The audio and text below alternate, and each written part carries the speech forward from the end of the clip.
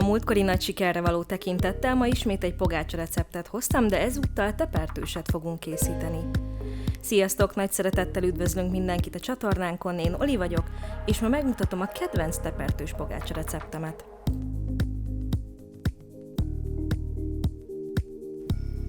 Másfél deci langyos tejbe elkeverünk 2 kis kanál cukrot.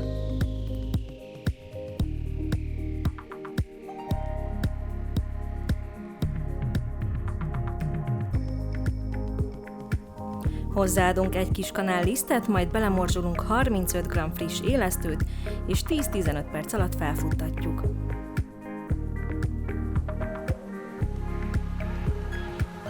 Míg kell az élesztő, addig egy nagyobb tálba öntünk 500 g finom lisztet és 1 evőkanál sót, majd elkeverjük és egy mélyedést készítünk a közepébe.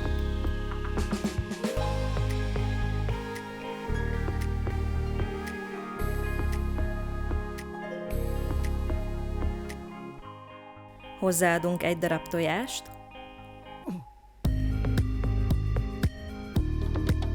egy evőkanál zsírt, 2 deci tejfölt,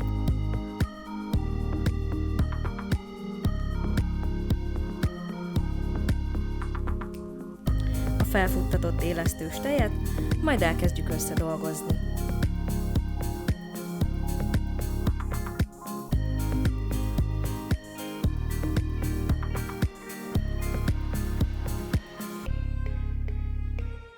Ha már a kanál nem bír a tésztával, akkor folytassuk a kezünkkel a gyúrást.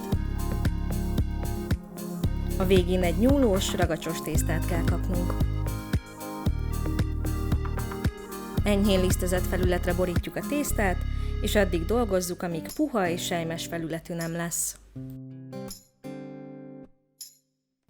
Ezután fedjük le egy tállal, amire tökéletesen megfelel az, amiben összekevertük. 40 percig hagyjuk így pihenni.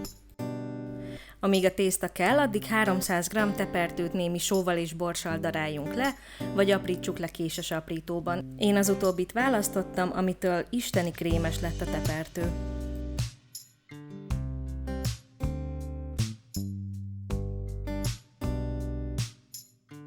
Enyhén lisztezzük be a nyújtódeszkát, és nagyjából fél centiméter vastagra nyújtsuk ki a tésztát rajta.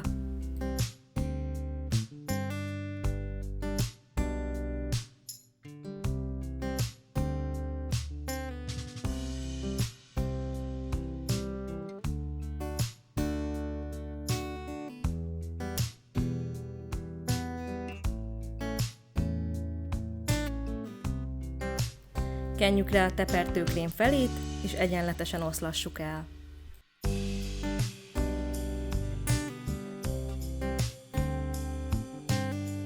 Jöhet is a hajtogatás. A tészta felső 1/3-át lehajtjuk középre, majd az alsó 1/3-ával is ugyanígy teszünk. Balról behajtjuk középre, a jobb oldalát viszont alulról hajtjuk be középre.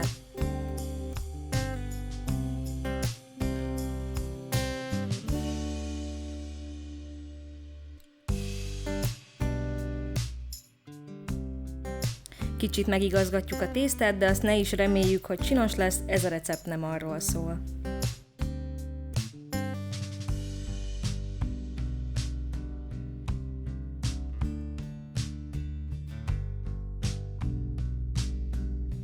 Hajtogatás után, ha oldalról nézitek, akkor ilyen S-formát kell látnotok, ami jelen esetben nem Superman, hanem Super Pogi. Takarjuk le és 30 percig hagyjuk pihenni. Ha letelt, akkor szórjuk meg kevés liszttel, nyomkodjuk le, és nyújtsuk ki ugyanúgy fél centire, mint először.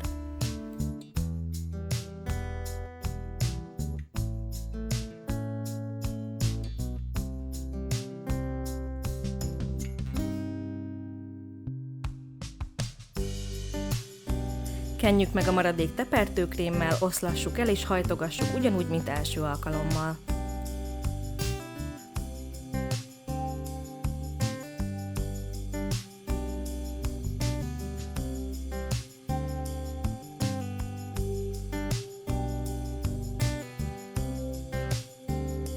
Ismét takarjuk le és pihentessük további 30 percig. Ismét lisztezzük be kissé a tésztát, és nyújtsuk ki nagyjából 1 ujjnyi vastagságra.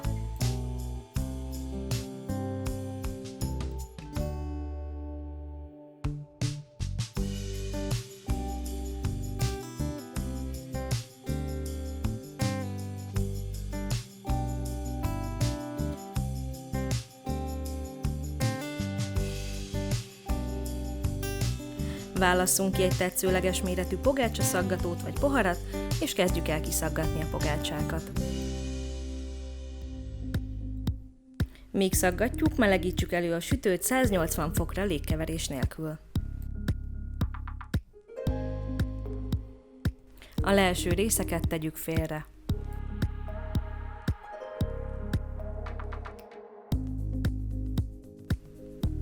A pogácsákat kicsit sodorgassuk meg, majd tegyük sütőpapírral bélelt tepsire.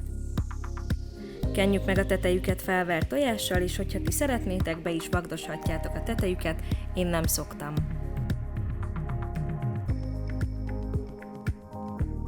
Tegyük a pogácsákat a forró sütőbe, és süssük nagyjából 20-23 percen keresztül.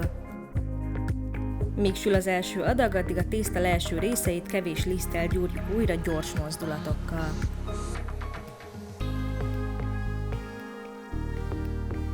Nyújtsuk ki, hajtogassuk újra a szokásos módon, és letakarva pihentessük, még sül az első adag pogi.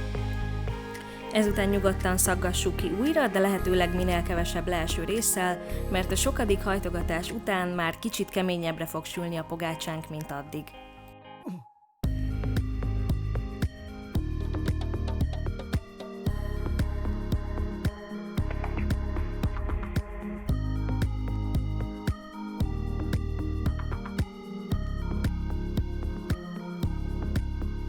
Reméljük tetszett a recept, ha így volt, akkor készítsétek el ti is, osszátok meg a videót, és ne felejtsetek el feliratkozni. Jó sütést, jó étvágyat, és további szép napot kívánunk! Sziasztok!